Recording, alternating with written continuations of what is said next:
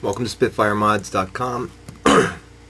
Today we'll be doing a battery swap, battery replacement on a Microsoft Xbox 360 wireless controller. This is an OEM Microsoft.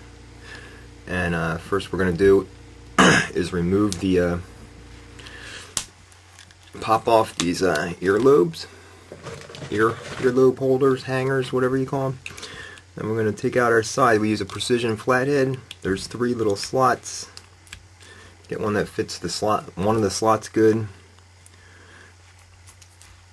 About 3 turns takes those off.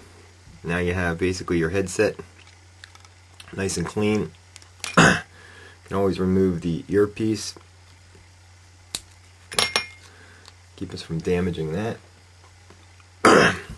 Now on the earphone side, you're going to pry up. Inside there's a slot and a screw hole. In the slot, you're going to pry it in the direction of the earpiece. Get that lifted, then simply pry it up, twist, and flip it over. That's it. You opened it. If you don't know how to do these, it's a very rough job getting them open. The battery has some adhesive on it, so we're going to pry it up.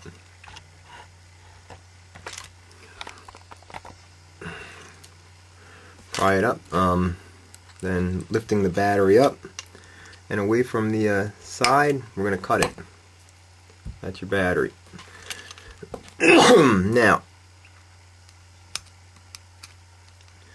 there's a little bit of wire casing insulation on the wires. What we should have now is some just 2 little wire stubs, and your first step would be to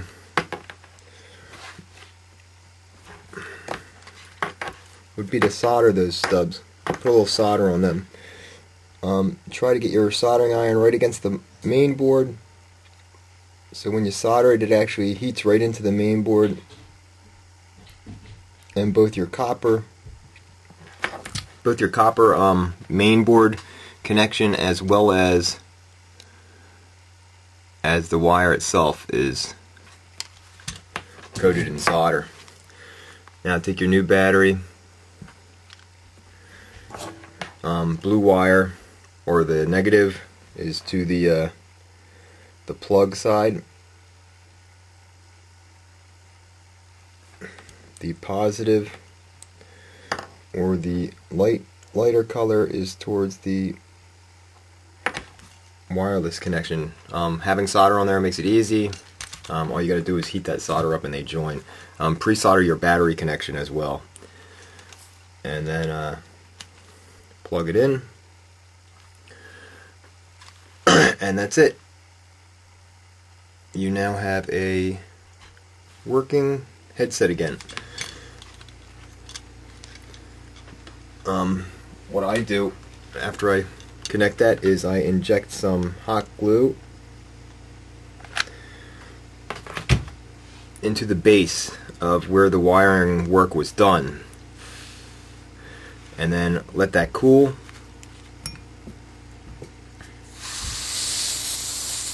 Compressed air is good for cooling them off, although my can just ran out of compressed air. So we will move along. Sometimes if you don't let that cool before you put it down. Now if you put too much glue there, your battery will stick up and it won't close. So you just want glue down against the connections so that nothing shorts out. If somebody pulls it around, you don't have a problem. Then put your battery back underneath these wires. Pop in the high side here where the mic is. You have an open gap here. Take your hot glue, a little on both sides, just enough to catch your snap shut. This side clicks into place, this side does not, so when you hot glue it, try not to use too much hot glue, it'll take forever to cool down. But yep. Anyway, keep that squeezed until it holds.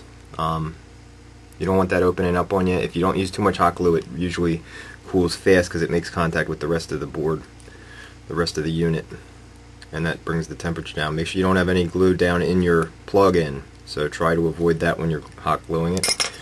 And then plug it back in. Make sure you're good right after you glue it.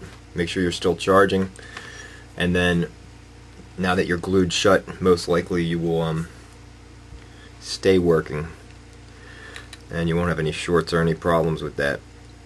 Put your two side earlobe holder hangers in.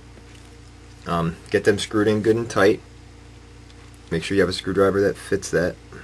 These screwdrivers are available at any hardware store. They're only like $1 usually. If you find some cheap ones, get that screwed in nice and tight, because that's what's going to hold on to the earpiece. Get your earpiece back. The size goes up when you're clipping it on this side. And this piece is keyed, has a small keyed flat edge in it. You want to put that against the flat edge notch on your headset. And your headset is all done, powered up.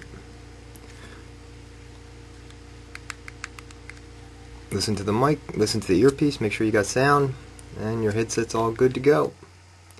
That's one fresh, reworked headset in no time at all.